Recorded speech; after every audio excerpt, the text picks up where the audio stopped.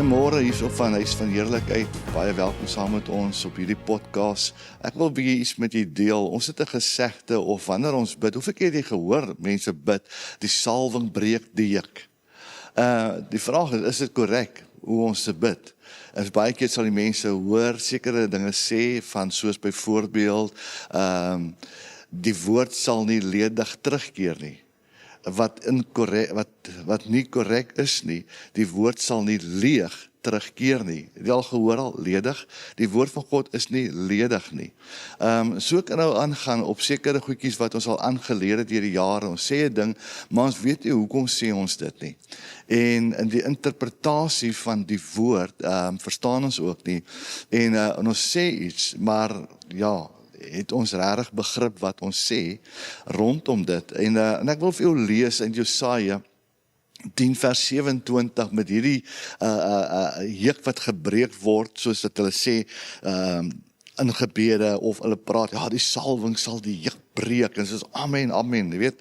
En maar kom ons kyk wat sê die woord. Hy sê, and it shall come to pass in the day that his burden shall be taken away of thy shoulders, and this yoke from off thy neck, and the yoke shall be destroyed because of the anointing. Hy sê dat in die dag sal die juk van jou weggeneem word, van jou skouers, van jou nek, sal dit weggeneem, dit sal self destroy, dit sal verwoes word. Dit wat op jou is. Nou waarvandaan kom dit, soos ons gesê het, dit is van dat skape het hierdie jukke gedra om hulle nekke, wat verhoed om deur te breek deur die kamp, dat hulle nie deur kan gaan nie, en dan verhoed hierdie juk om deur te breek. Maar die NIV sê dit nogals baie interessant. Hy sê, in that day their burden shall be lifted from your shoulders, their yoke from your neck. The yoke will be broken because you have grown so fat. Jy sien, hoor die kontras van tussen die twee skrifte. Wat sê dit eintlik? Dan hierdie gedeelte gaan basies daaroor dat wanneer hierdie juk gebreek kan word, en hierdie boer hou aan met hierdie juk om die lam, en hierdie lam raak al groot en raak vet, maar deur sy vettigheid word hierdie juk losgebreek, en ons sien hy toukies, hy dinnerige houtjie om daai dikke hout, met ander woorde, dat hy sal meegee wanneer daardie skaap vet raak. Nou, wat ek wil bring vir jou in kort vir jou gou sê is, dat baie keer sit ons met 'n juk op ons lewens. En vir jare is daar 'n juk op ons lewe vir ons deurbraak, vir ons uitkoms, in ons finansies, in ons werk, in ons huwelike, you name it. Daar's 'n juk op jou, jy kan net nie vorentoe gaan nie. Jy voel jy gee 3 tree vorentoe en sommer 6 tree agtertoe. En as jy net nie kan losbreek nie, net nie kan oorwinning kan staan nie, dat dinge nie vir jou gebeur nie, jy's in dieselfde posisie en jy kom net nie uit nie. En ek wil die sleutel van my hierso, you must catch it in the spirit nou, is hierso, is dat hoeveel het jy gegroei in die teenwoordigheid van God, deur sy woord, deur gebed? Hoeveel keer het jy gegroei met die salwing op jou lewe, dat die salwing is nie daar net op jou woep-wap nie, soos jou geloof ontwikkel, soos jou karakter in Christus ontwikkel, dat jy die mind of Christ het.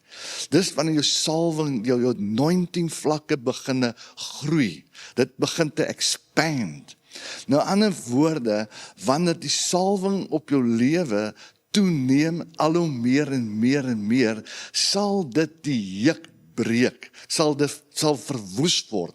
Hy sê net breek, hy sal verwoes word. as gevolg van die vettigheid, as gevolg van die salwing op jou lewe.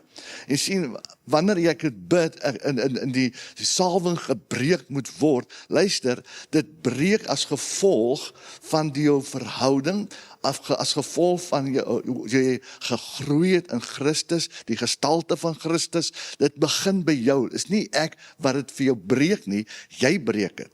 Jy sien, ons inkorrek bid, ons sin ek verkeerd, die salwing breek die juk. Jy breek dit, as gevolg van die salwing op jou lewe.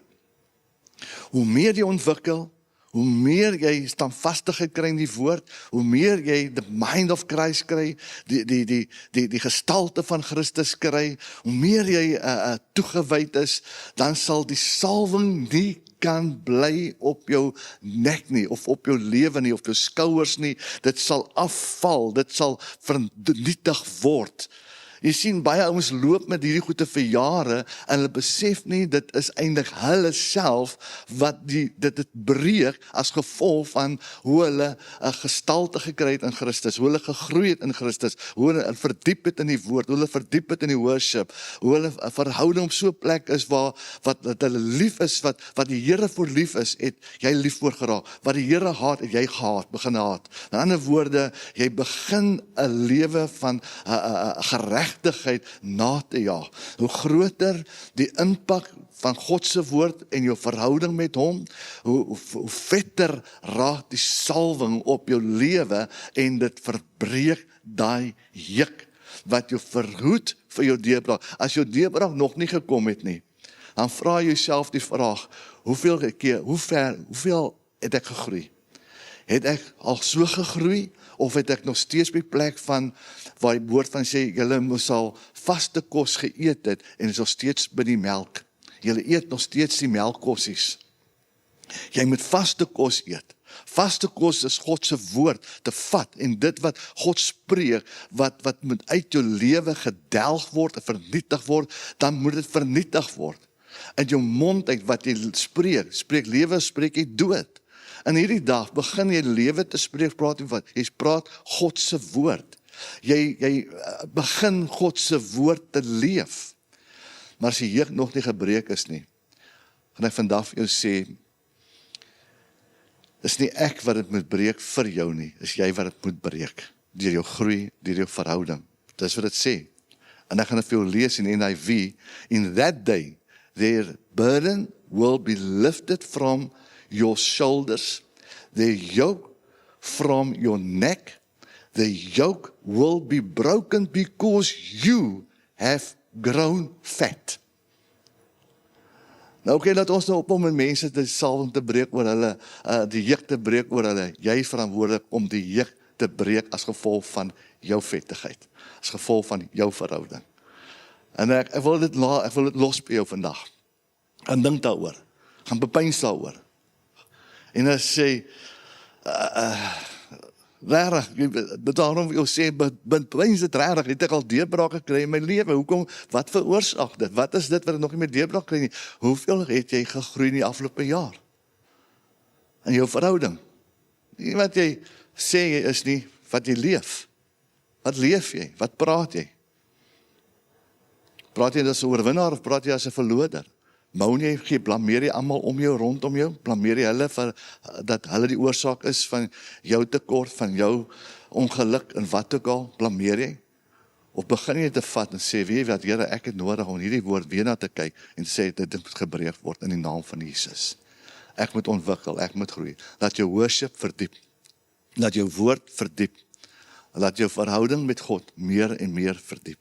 Maar dit is my gedagte vandag. En ek wil weer uitnooi, as jy nie 'n plek van aanbidding het, en jy is op uitnaag op Dispatch, of in PE, so ver as Kirkwood, waar ook al. As jy nie 'n plek het van aanbidding het, kom gerus hier na Huis van Heerlikheid, in uitnaag. Ons het 2 kampusse, een in Lambstraat, in Levyville, en een in Chase-straat, Huis van Heerlikheid, die 2 kampusse. Kom besoek ons, 9 uur die oggenddienste, en 6 uur om die aand by Lambstraat. Maar laat die woord jou vat vandag. Laat die woord jou bedien vandag. En raak stil voor God. Amen. Be blessed, wees geseën.